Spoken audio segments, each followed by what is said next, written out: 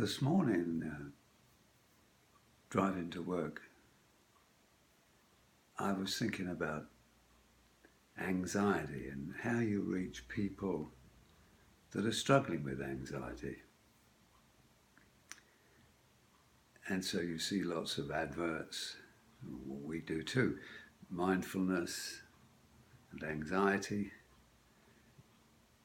But anxiety in many ways has quite a negative connotation. And people are reluctant to say that they have anxiety. So I had the idea, which I want to share with you, that anxiety is a gift. A gift. And I love this Irish expression, are you cracked? It means, are you mad? And the idea that anxiety is a gift would seem extraordinary. But if you bear with me, I really do think it's a gift. First of all, as a species, as human beings, we didn't create the fight or flight mechanism, which is produced by a thing we call the amygdala.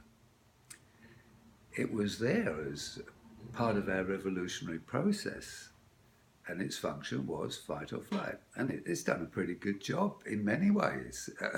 It took us to the top of the tree in terms of the animal kingdom, for sure. But we haven't really progressed from that. In many ways, some of our spectacular achievements are extraordinary. The digital age is still an extraordinary thing. What we can do with the iPhone, which now has more power than the first major computers which used to manage the launch of the NASA spacecraft. Our iPhone has more power than that.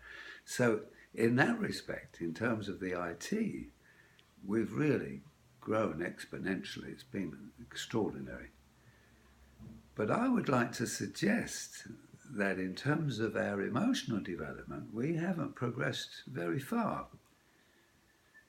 In case you haven't noticed, there aren't any saber-toothed tigers running around, but we still use the fight or flight mechanism in response to minor hurts with very tragic circumstances, very tragic reality for us. You know, the anxiety is felt at a deep level.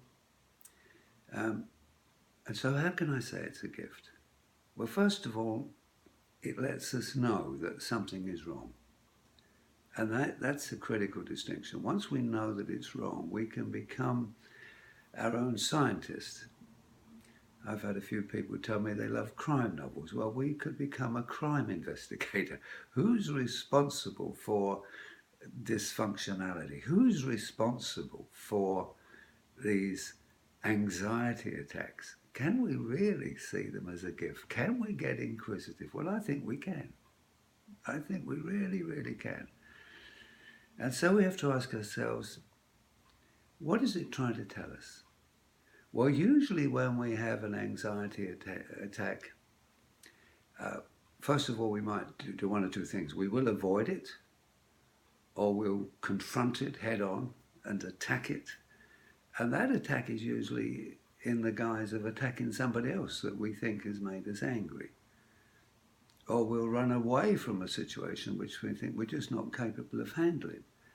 And those are two of the most common ways that we deal with anxiety. We either fight it or we run away from it. And neither of those two are apps, we can just judge for yourself, how's that working? As Dr. Phil would say, how's that working for you? Well, it clearly isn't, There's more anxiety now than there's ever been. So there has to be a better way, and there is. And mindfulness is, without question, one of those ways we can become more mindful, and we can choose how we react to these signals of anxiety and learn from them. So on this very short talk this morning, I want to say to you that the next time you have an anxiety attack, here's a little technique we teach people who are suffering with fear of flying. And their attacks are quite strong too. So here's what we teach them. First of all, we ask them to recognize that they're in a state of panic, that their anxiety level is raising. And we use a little technique called 721. We ask them to recognize it for 7 seconds. Notice your self-talk. Just notice it. Oh my God, I'm going to be going flying soon, you know. And then notice the feelings. Now, feelings will surge. For different people in different places. For some it's in the gut, for some it's in the chest, for some it's in the throat, for some it's in the head. But nevertheless, we will unquestionably feel the anxiety at different levels and in different places of the body. And in this time, instead of flight or avoiding it, we ask you to sit with it. Sit with it for 21 seconds. I promise you it will dissipate. So what we ask you to do is first of all recognize it. Secondly, allow it. Allow the feelings. Don't avoid them. Don't take an antidote. Don't take an antidepressant. Don't take a bar of chocolate or a pint of beer. Simply let the anxiety be. It will dissipate. And that's the start of an incredible journey in mindfulness. So we hope that tip has been useful. And if you'd like to know more about mindfulness, give us a call, 091 871 904 at the School of Mastery. My name's Joseph. Nice to talk to you.